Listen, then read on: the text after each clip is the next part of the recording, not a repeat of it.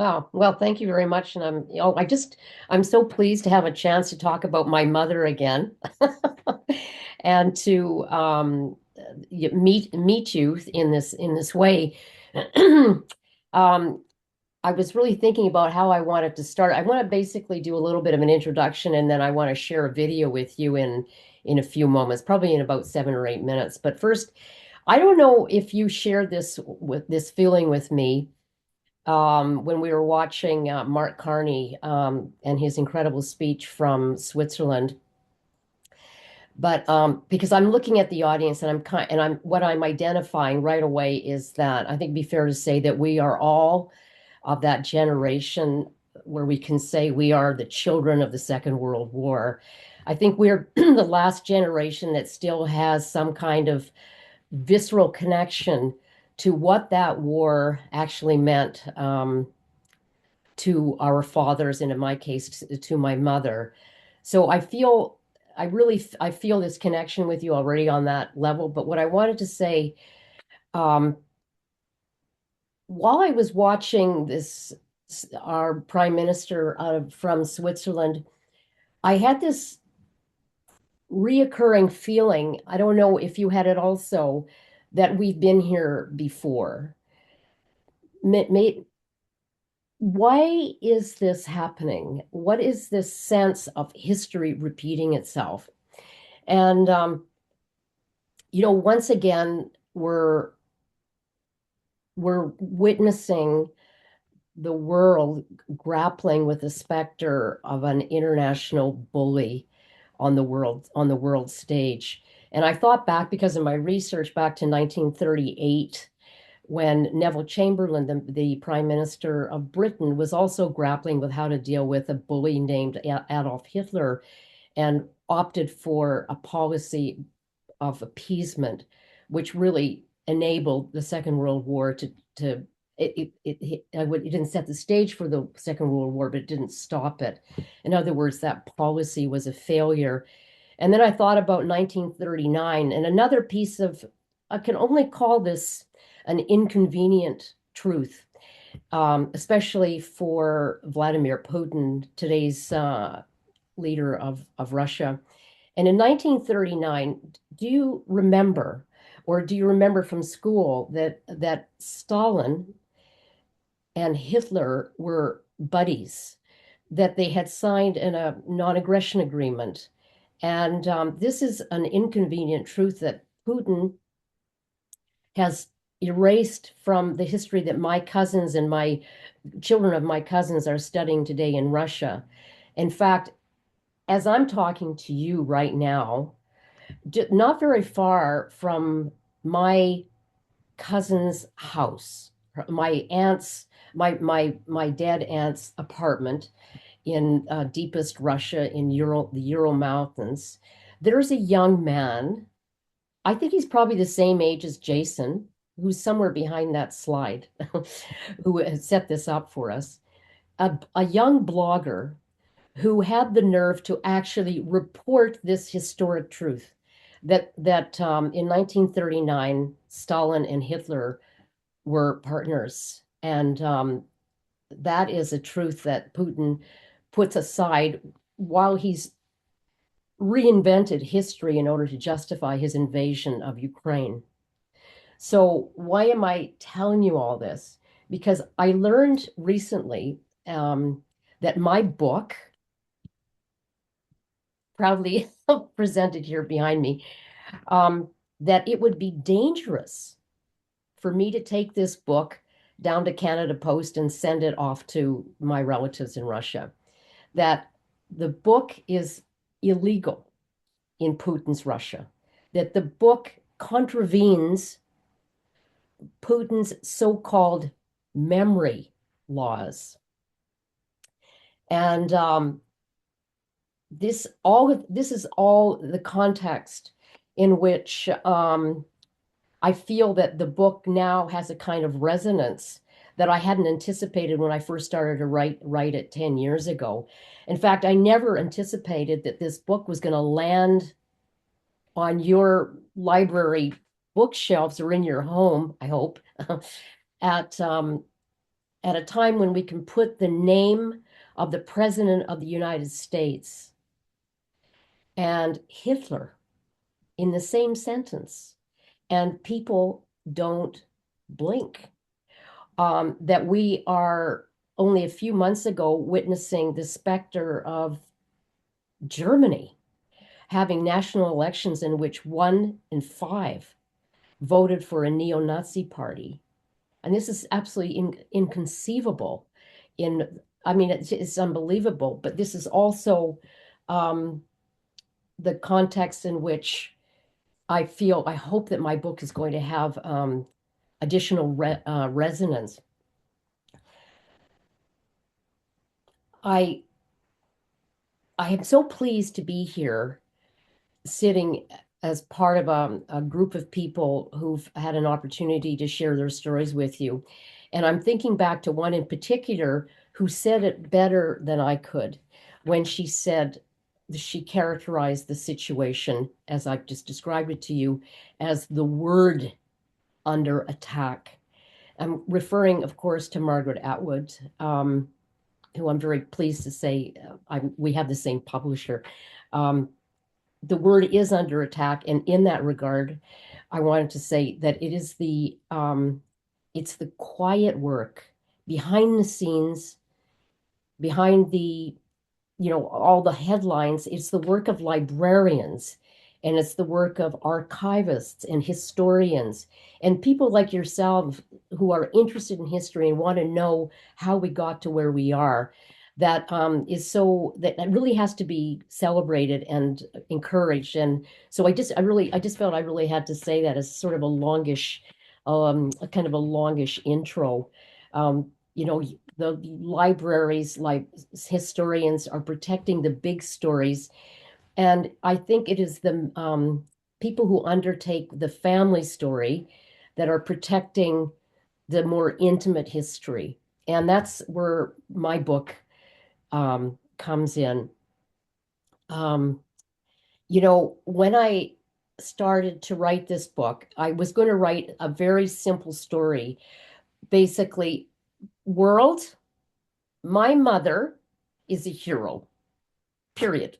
You know, I had heard, that she could throw those knives across the room and make that pattern in a perfect pattern around a frying pan. I knew that she could do something with martial arts. I mean, she was my superbook hero, and that's the story that I wanted to write. It seemed very straightforward, but then I discovered that writing family history is a minefield. Oh my God. Because you're writing about somebody, everybody's got their own interpretation of what happened in their family, and everybody is actually quite protective of their very specially molded histories around family, about mom, about dad, about what really happened. To this day, uh, um, the book has been out now since it was released a year and a half. To this day, my two brothers who appear in the book have not read the book. So I said to my older brother, Harold, I said, huh? I said, you and Victor are going to be the last two Canadians to read this book. And he said, well, I can't. He said, it's too painful. He said it was like going to a funeral. And so it really struck me again, when we start thinking about why does history repeat itself, or why why are we denied the history of our parents? It was it This is a living history, and it when you undertake it, you have to be ready. You have to have a conversation with yourself. You have to look in the mirror and say, am I ready really to do the deep dive into the dark secrets, or am I going to do a little polishing around the edges to protect the fantasies? I had that conversation in different ways many times with myself, and decided that I would do a full frontal into the story of my mother. Why? Why would I do that? I'm going to share a quote with you from my twin brother, Victor, in a couple of minutes. But before I do that, and it's a short quote, only about 40 seconds, but I really want to do is just say that this business of preserving my mother's story, I started doing this. I first took um, pen to paper when I was 10 years old, as Lynn correctly identified in this little ghost town now today of Netherhill, Saskatchewan. Population 80 is now, I think it's about 20, but I'm going to confer with my friend Trudy Connor there about the population of Netherhill a little later. It's really a very small place. But what enabled me to actually write this book was the fall of the Soviet Union in 1991. That also enabled me for the first time to fulfill a childhood dream of reuniting my Russian mother with her Russian sister. And something she didn't want to do initially, but she changed her mind, and I was able to record that. And I would like to share that with you now. Jason, if you would play back, this was a trailer for a documentary that was, the working title was Strangers and Graveyards, and I'll explain about that later. Okay, I'm gonna start sharing.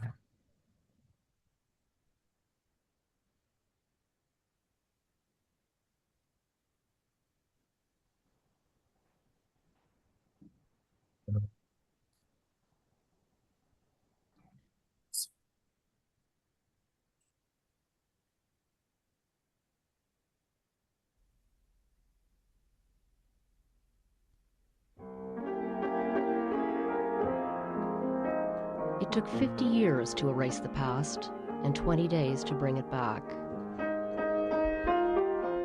Strangers in Graveyards, my mother's story.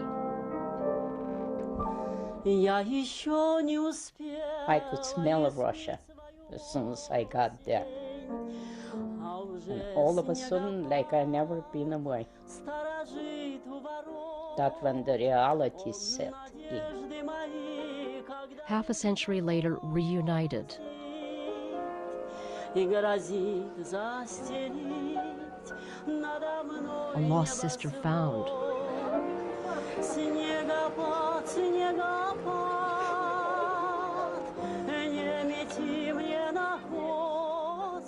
Our roots run awful deep and painful. How long will you be staying with me? 12 Memories awakened. Много, конечно, ты страшно там, когда война начиналась. Было очень-очень плохо. Для русских и Германии очень плохо. Everything you start flashing back. I couldn't help it. Ты жива еще, моя старушка, живый я. A childhood lost. Тебе привет.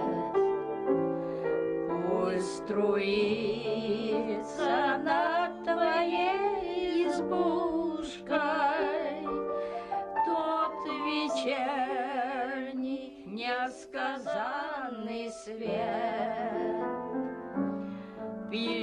It's just like being a stranger somewhere, wandering, and all of a sudden you are back home. That's where I spent all my life as a young woman. Танцевали, веселые были молодые. Часто ходишь на дорогу старому на пятом чужине. Everything is gone. Only the mountains are here.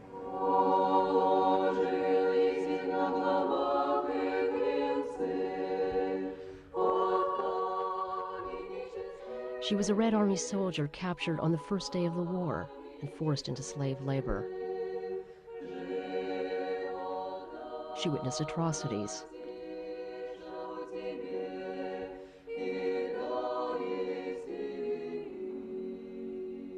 Her best friend hanged.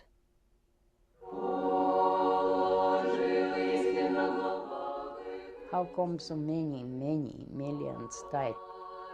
And I came out without scratch. Guilt. Painful discoveries. Her own mother, a casualty of the Gulag. I still see her in my eyes. This is my grandmother's house. They found my diaries.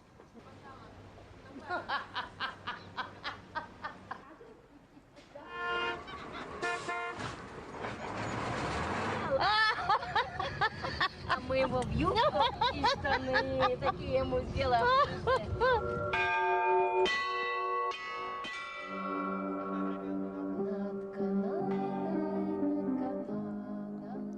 A photograph sewn in a coat lining keeps her sane.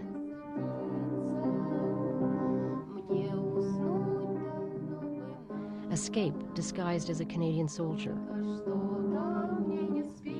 Very frightened, very scared. I might never able return. The point of no return. Family, friends, a lifetime cut off behind the red curtain. Wonderful end of my life story, because even if something happened and I die, I've done it. Не буди того, что отмечалось, не волнуй того, что не сбылось. Слишком рано. Strangers in graveyards. My mother's story.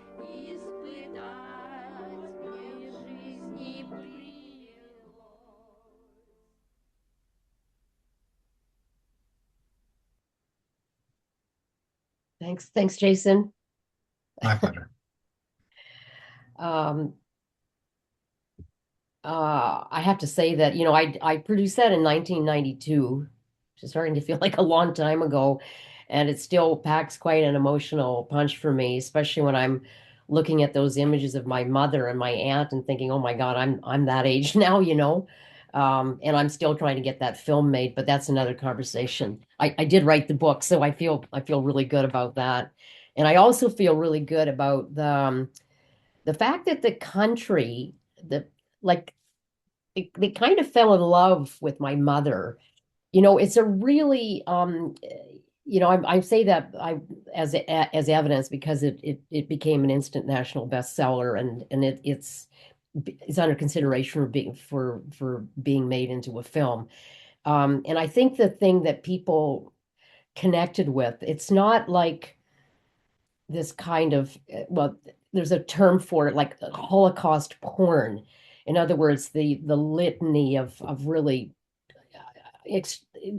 indescribable things that human beings are capable of doing to each other. But the fact that the central character, that she not only, beyond surviving, that she actually became such a vital life force and was able to reinvent herself in a new country and to have a most fulfilling and joyful life where she loved her family, she loved cooking, she had a wonderful coterie of friends. She was, as I said in the book, an incredible storyteller when she was in the mood to do so. So I think it really does connect with the indomitable human spirit, and that was the real hero story that I wasn't sure I'd actually written until until it went out there. So I just wanted to put that out. I hope also, my own hope is that the young women are going to get a hold of this book and perhaps see a role model for themselves. That so the book isn't just a book that appeals to those of us who have an interest in history or a particular connection to the Second World War, but that it still speaks to the like that fourth generation after the Second World War. Anyway, that's my own dream sequence at the moment. Guys, it's almost 1 o'clock. I could talk to you. I could give you a little bit more background about the kind of angst of trying to get this research done in the 10 countries that I visited to write that book. But I wonder, is this an opportunity for questions, Lynn? Should we break away or should I carry on here? I would say carry on for a few minutes because we don't have that many questions typed in the chat yet. Okay, I just wanted to make sure I haven't forgotten you guys, like you're right here with me. Okay. I promised you before the video that I would try to tell you why or how I managed to find whatever it took to actually spend 30 years writing a story about my mother. And I could never do it in my own words better than my twin brother did. And so I want to just tell you what he wrote to me after mom died. I'm telling you, the emotions were so raw. And he was a man who didn't actually express himself with this kind of depth. I was something new for me, but this is what he wrote to me. He said, I have been to hell and back with emotions about mom, not knowing her history, her losses, our losses, not telling or knowing or remembering mom's history is like shutting another door to knowing her and the intimacy that we never had. Sadly, it is too late for that intimacy to ever be realized. And I never understood why she wanted any of it to be a secret.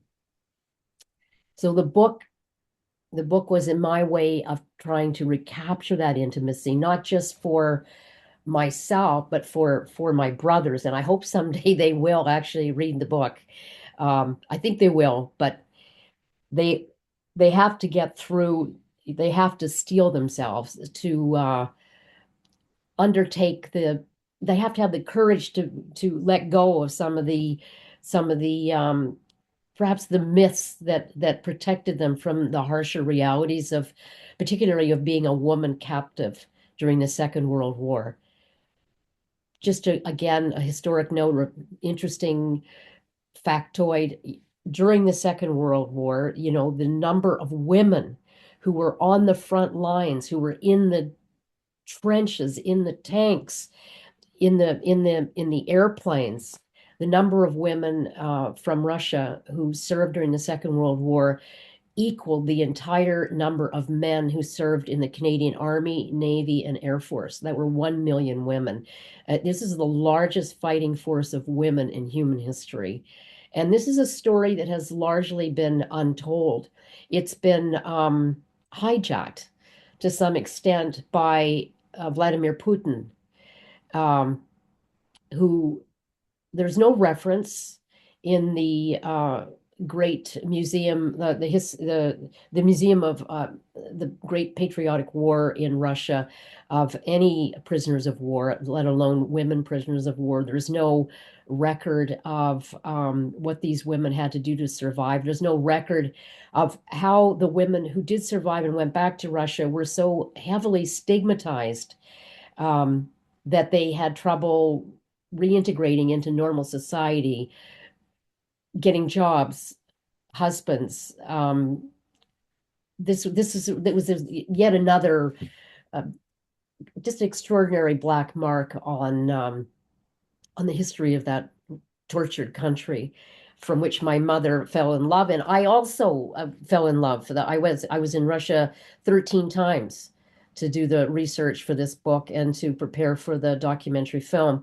And as a consequence of Putin's invasion of Ukraine, it's not safe for me to go back, so there won't be a 14th trip. And I'm very unlikely that I'll ever see my cousins again, except on maybe a Zoom call. But even that is being it being shut down. I want to just conclude with a one final idea. Um, when we observe war, and now all of us on this Zoom call, we have the opportunity to do that. We have a front row seat in many ways to what's happening in Gaza, what's happening in Ukraine. Of course, it's a very it's a perverted view. It's we see what we're allowed to see. But it is a front row seat, nevertheless, through the use of social media and all the other things on the internet. Um, but what I learned about war in 30 years of thinking about war and thinking about my mother's war wounds and thinking about my own war wounds and my brother's war wounds is that there's nothing in war that is black and white. We have our Canadian heroes who joined the British in liberating many camps, but the same soldiers were um, ordered and fulfilled their military duty of rounding up innocent Russian women and children and men and forcing them into the backs of trucks like sacks of potatoes during the so-called forced repatriation of all those Russians wandering around at the end of the war in Germany, trying to get home, trying to do what my mother eventually did 50 years later to be reunited with their families. Um, so this is the dark side of the Allies, a story that's not told. You're not going to find this in the Canadian War Museum. By the same token, when I was in Germany, against all odds in 2017, which isn't that long ago, I met the last living witness to my mother's wartime story when I went to the little city where she had been held as a slave laborer during the last 13 months of the war. It's just beautiful, bucolic, beautiful, warm city, very welcoming in so many ways, but a very dark history. When I was in that town, that city called Bad Salzuflen, um, I put an ad in the paper saying, "Does anybody remember this picture of my mother?" I explained it, and sure enough, this little old German lady phoned the newspaper and said, I know that woman. I know Agnes, that's my mom's name. I know her." I thought, oh, come on. Are you kidding? She's probably kind of lonely. Yeah, she's probably a crackpot, you know? But I decided to meet her. And I met I would have to say, the incomparable Frau Biermann. And Frau Biermann, who was about this tall, threw her arms around me, gave me a great big bear hug, and then in German said, "Oh my God, now I have Agnes in my arms." I still thought she was a little, not sure, wasn't 100%. But then she started to recall in detail, physical details that she would never have known if it wasn't true. The love story between my mother and a Canadian soldier by the name of Jack File from rural Saskatchewan. Um, and it was glorious because in the midst of gathering all of this information about the extraordinary depravities that my mother witnessed and survived, here was a love story that really truly, it's like they say, truth is stranger than fiction, and it was just a beautiful story. And as I wrote in the book, when I was leaving that town and leaving the little hotel where I was staying, that little old lady, Frau Biermann, she, with her cane, she walked over to my Airbnb and deposited for me a tiny little photograph of herself as a little girl. She would have been about 10 or 11 then, and her mother. So it was another mother-daughter story. And she wrote on the back of that little photograph, um, that was taken in front of their house in Germany, in post-war Germany, say 1947. She wrote, "In this house, Agnes found friends." Well, I'm sorry, Hollywood, why is Rennie Zellweger not calling me? I mean, where or some what where's Helen Mirren? I mean, it's a movie. It has to be made. So okay, let me leave it at that with you. We're at 1 o'clock, and I'm sure I might be able to pick up some of these questions